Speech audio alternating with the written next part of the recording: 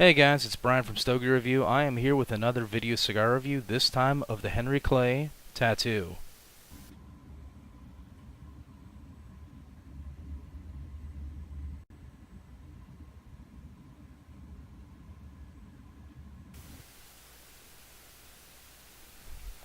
Okay, it's time for a little background on the Henry Clay Tattoo. It's a collaboration between Pete Johnson and Altadis USA, which is an interesting collaboration. But to save time on the whole thing, I'm just going to refer to the slick copy on the Altadis website. Here goes. From his years in the industry creating his own cigars, industry legend Pete Johnson has always enjoyed a special appreciation for Henry Clay. He long desired to work with Altadis USA, the makers of Henry Clay, and their famed team of master blenders, the Grupo de Maestros. Now the time has arrived. Henry Clay Tattoo expresses the soul of Henry Clay in a fuller-bodied and robust cigar that pairs an oily dark brown Connecticut broadleaf vintage 2010 wrapper to flavorful Dominican and spicy Nicaraguan fillers. The excellent smoke blends new and old with handcrafted cigars capped with a rustic pigtail twist and stylish black packaging that is sure to stand out in even the most discerning humidor. The MSRP on these is $9. I paid about $9.40 for this one.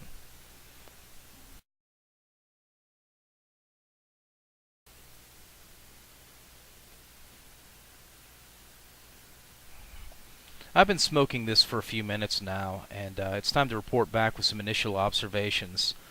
The wrapper is it's kind of rustic looking. It's a little lumpy. It's a little veiny, but it's not too bad. The veins aren't huge or anything. The draw has been perfect. There's a good volume of smoke coming out of it. The ash is a little flakier than previous sticks I've had. A confession, I let this one sit in a Ziploc bag for a few days, so that's on me. In terms of flavor, I'm getting rich earthiness and some spices, almost cinnamon, leather, and coffee. There's a little caramel sweetness in and out, and there's a lingering woody pepper flavor that just kind of sticks with you well after the smoke's out of your mouth.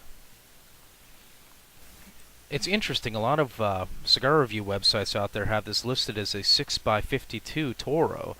On the Altadis USA website, it's listed as a 6x54. I'm going to go with the 6x54 and assume that that's not a typo. But though size-wise, it looks to be more of a 52. I'm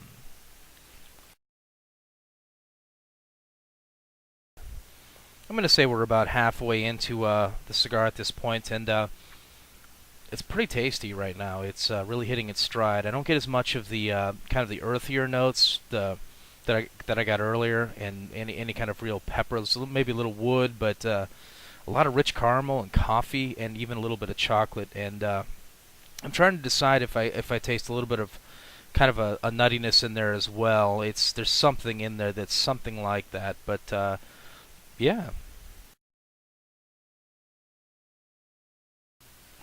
Okay, we're nearing the end here. I'm running short on time, so I'm kind of hustling here, but it's really coming together here, cigar-wise. In terms of flavor, the earthiness has kind of come back.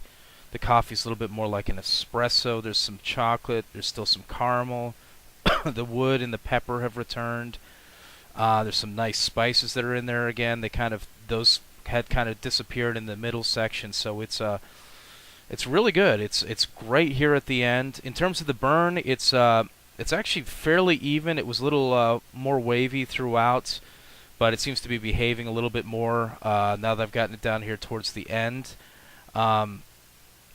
Yeah, it's no real complaints.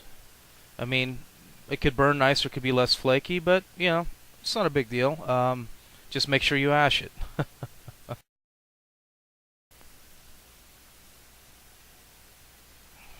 So you may be wondering, Brian, why are you reviewing a limited edition cigar that was released last year? Well, I'm going to tell you. They weren't ready last year. There was an unpleasant sourness to each one I had right after they hit the market. I'm pleased to say that's no longer the case. It's this cigar is an excellent example of how important time can be when it comes to cigars and how they taste. In little over half a year, they've gone from being a cigar I really didn't care much for to one I very much enjoy. They're a little harder to find now, but I think they're worth the effort, and I do still see them on shelves occasionally. And if you bought them back when they first came out, it's time to light them up. You might be surprised. Thanks for watching. This has been Stogie Review. Were you expecting something to be here? I like to call this the Hare Krishna cap.